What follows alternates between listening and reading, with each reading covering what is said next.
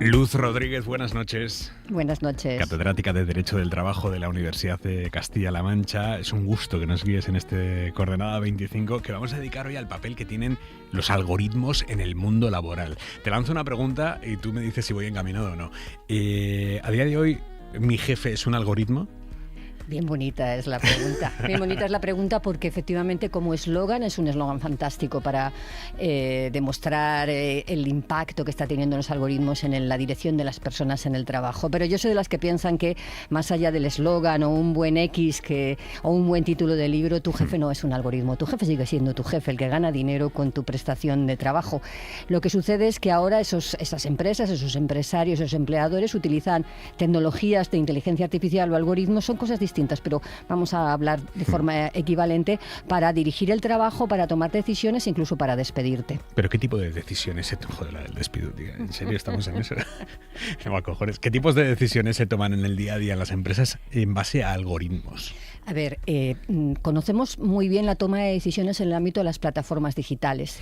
Plataformas digitales que todos vemos en la calle, de reparto o de coches, pero también plataformas digitales que no vemos porque son las plataformas digitales de programación, de traducción, de muchas actividades que se realizan mediante plataformas digitales. Y esta forma de actuar es, uno, se asigna tareas mediante el algoritmo decide quién va a realizar una determinada tarea. Dos, mediante la monitorización y la supervisión a través de medios tecnológicos se evalúa la ejecución de la tarea y se evalúa y se puntúa a través de un score que nutre a su vez el algoritmo para que te vuelva a dar o no te vuelva a dar tareas.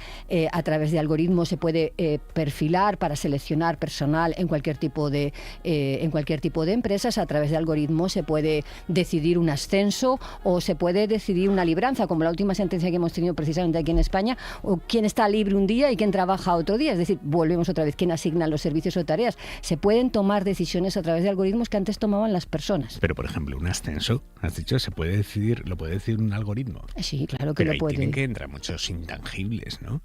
A ver, en teoría, un algoritmo es un elemento, es una operación matemática y en esa operación matemática aparentemente tenemos que nutrirle de algunas variables que la empresa ha decidido que va a tener en cuenta para nutrir el algoritmo que va a producir la decisión del ascenso. ¿Cuáles son los nutrientes del algoritmo?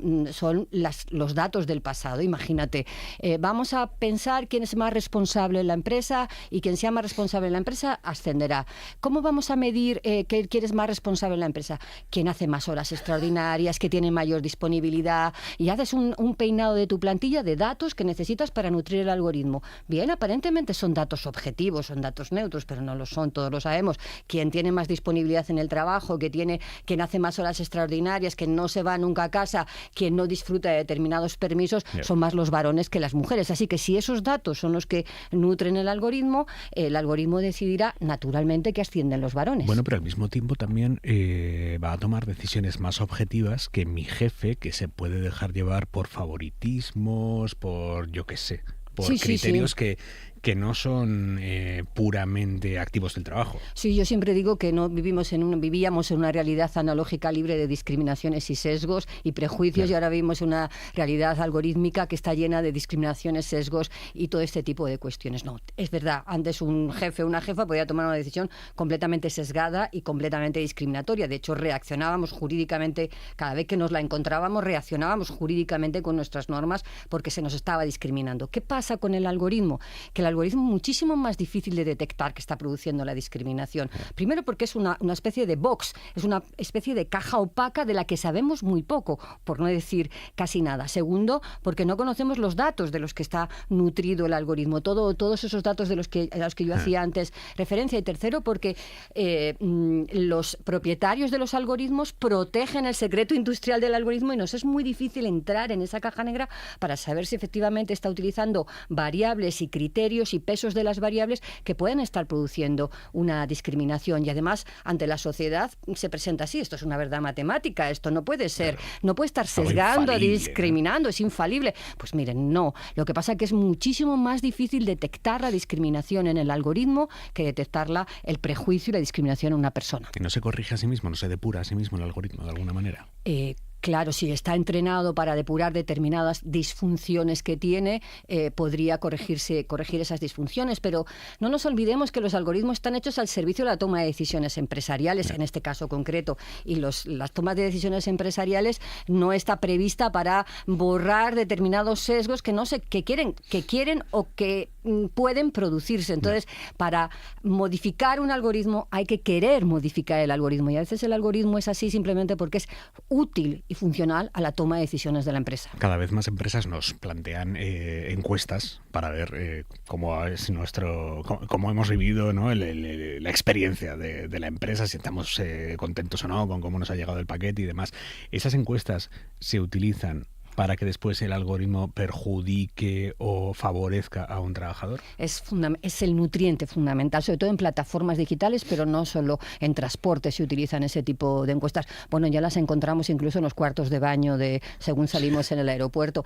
Se externaliza, si te das cuenta, se externaliza el poder de control de la empresa. En vez de ser la empresa la que controla si está bien o mal hecha una prestación, lo que haces a ti como consumidor, cargarte un poder que en el fondo es de la empresa.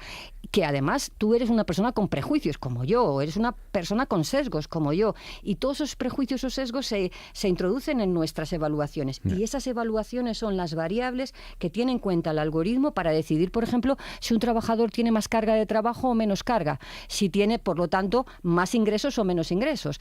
Y así que estamos a través de esta especie de juego, lo llamamos gamificación normalmente, a través de esta especie de juego de 2 estrellas, 3 estrellas, 5 estrellas, que parece que estamos jugando, al final estamos evaluando a una persona, y en función de esa evaluación el algoritmo decidirá si tiene más carga de trabajo y por lo tanto si tiene más salario. Claro, pero yo puedo estar disconforme con un servicio que he recibido y que no tenga que ver con el trabajador al que al final le va a penalizar esa puntuación que yo voy a poner. O sea, yo qué sé, el baño del aeropuerto, me has puesto el ejemplo, está sucio. Puede ser porque ese trabajador tiene una carga de trabajo absolutamente loca y no le ha dado tiempo a que ese baño esté limpio, y si yo pongo efectivamente está sucio, le van a empurar a él. Claro, si no hay diferentes canales de queja y tú lo que estás evaluando es la prestación del servicio del señor o la señora que te ha llevado en un taxi, del señor o la señora que te ha llevado un reparto, o del señor o la señora que te ha cuidado a tu padre o a tu madre porque está enfermo, o del señor o la señora que está cuidando allí. Si no hay canales distintos de comunicación, solo tienes la score de un canal de comunicación,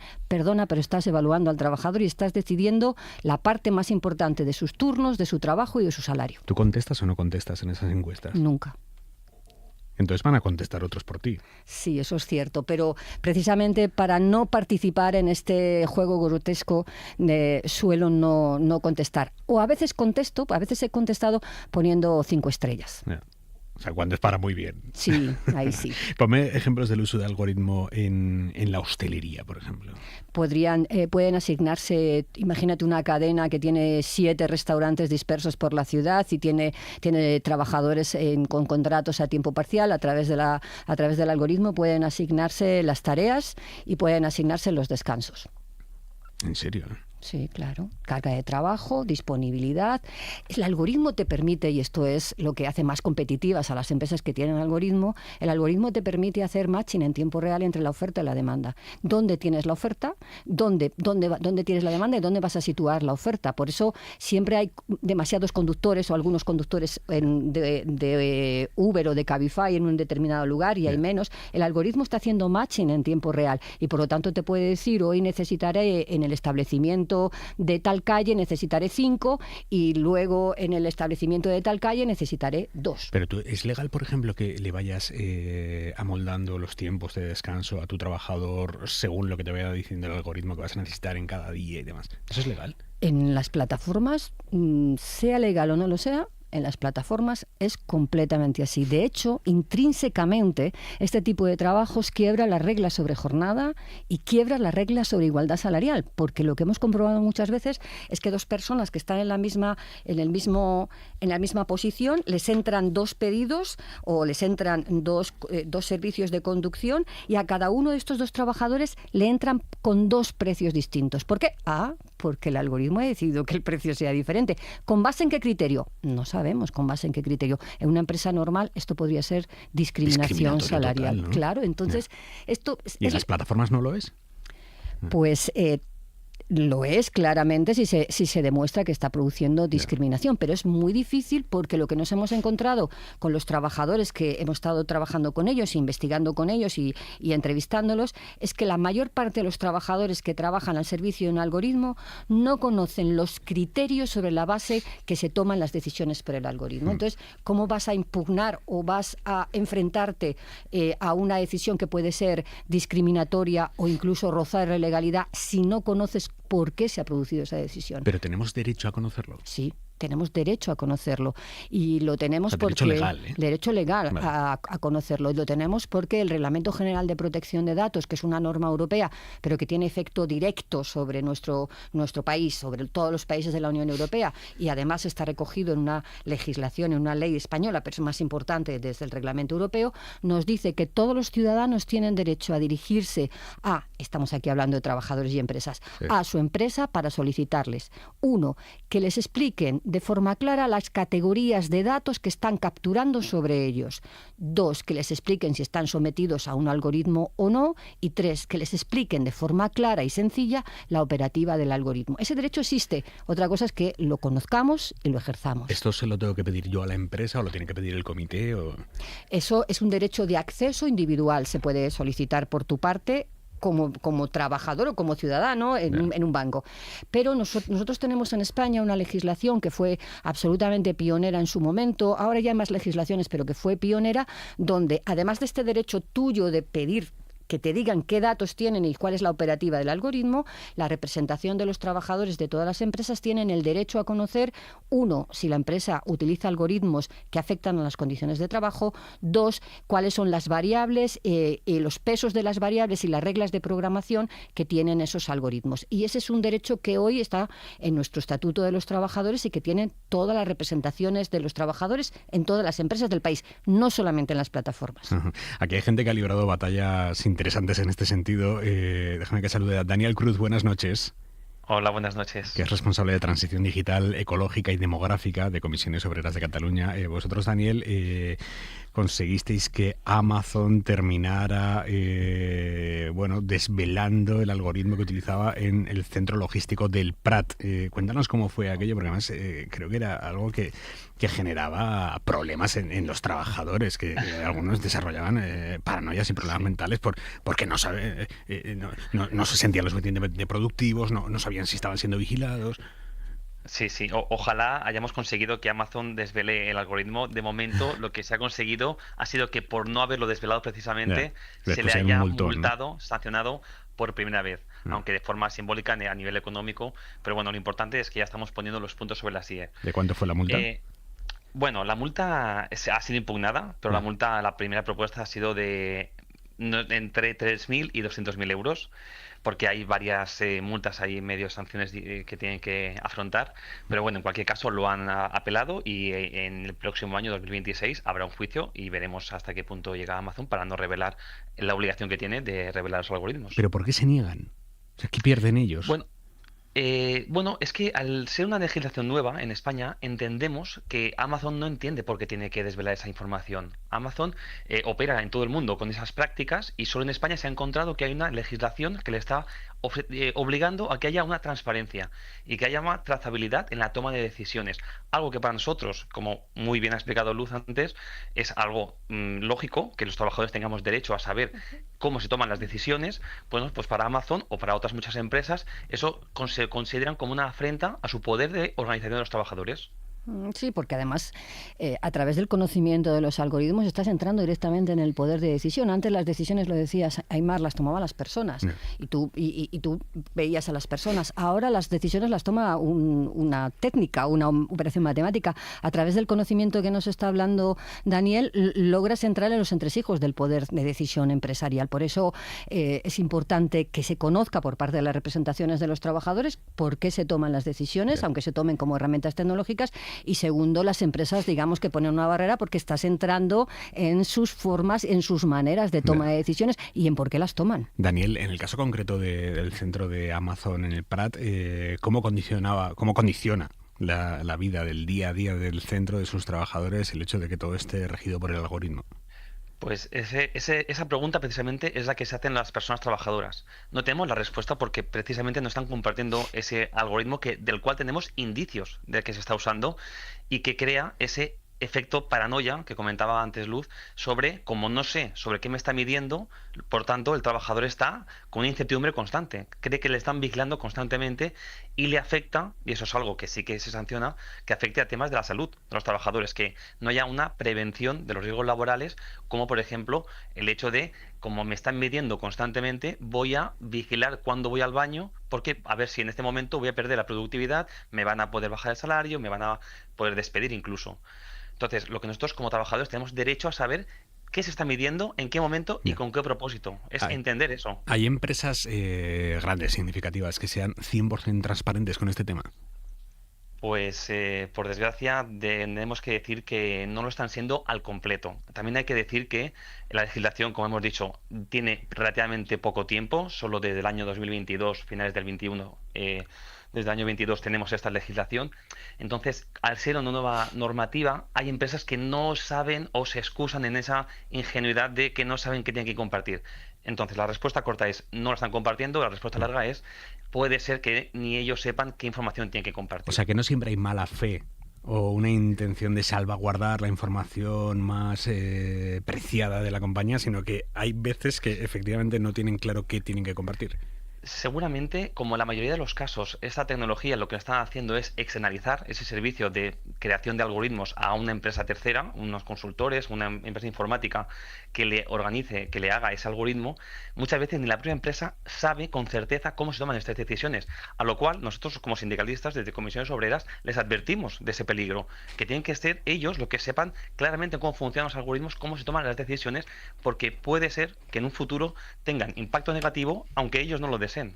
Y, claro, un algoritmo nunca va a ser capaz de empatizar con que yo tengo una mala racha, con No. que me ha dejado mi pareja, con que este mes, porque mi hijo está enfermo, no he conseguido cumplir con los datos de venta que se esperan de mí. No, cómo se le pide empatía a un algoritmo?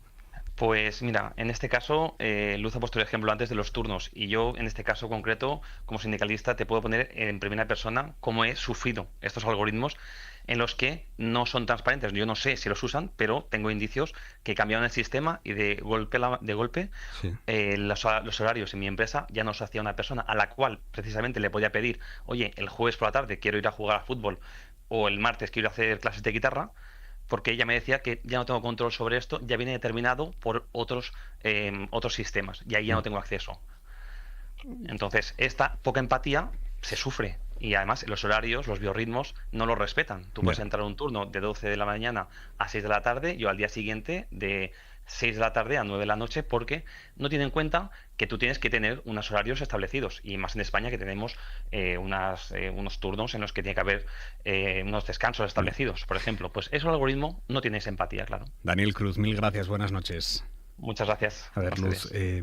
yo no soy tecnófobo y a lo mejor esta pregunta te parece un poco ingenua, pero ¿el algoritmo puede usarse para mejorar el ámbito de trabajo y el ambiente en el trabajo? Por supuesto, claro, yo tampoco creo, yo no soy tecno negativa, creo que los algoritmos han venido primero para quedarse y segundo no para sustituirnos, pero sí para aumentar nuestra capacidad de conocimiento, por ejemplo en la medicina, por ejemplo en la enseñanza, por ejemplo en la ingeniería, en muchos sitios se están utilizando ya algoritmos para mejorar nuestra capacidad de conocimiento. Yo antes buscaba una sentencia y tardaba, no lo sé, muchísimo tiempo. Le doy un botón, el algoritmo, le pongo el dato que necesito y tengo todas las sentencias. Ese factor positivo de complementar la creatividad humana, la imaginación humana y darle mayores alas a nuestro conocimiento, lo que llamamos habitualmente aumentarnos, eso es muy positivo. Ahora que todos usamos en nuestro trabajo de alguna manera ChatGPT, Copilot o cualquier estos motores de inteligencia artificial, ¿la empresa puede monitorizar lo que yo le pido a ChatGPT? Por supuesto, eso y cualquier otra cosa. Si se hace a través de un dispositivo digital que es propiedad de la empresa, la empresa tiene capacidad para saber en dónde hemos estado y qué herramientas tecnológicas hemos utilizado. Es verdad que tenemos una expectativa razonable de privacidad, dice la legislación, pero por supuesto te pueden investigar en qué correos electrónicos has estado y si has utilizado ChatGPT o Copilot, claro. Luz Rodríguez, catedrática de Derecho del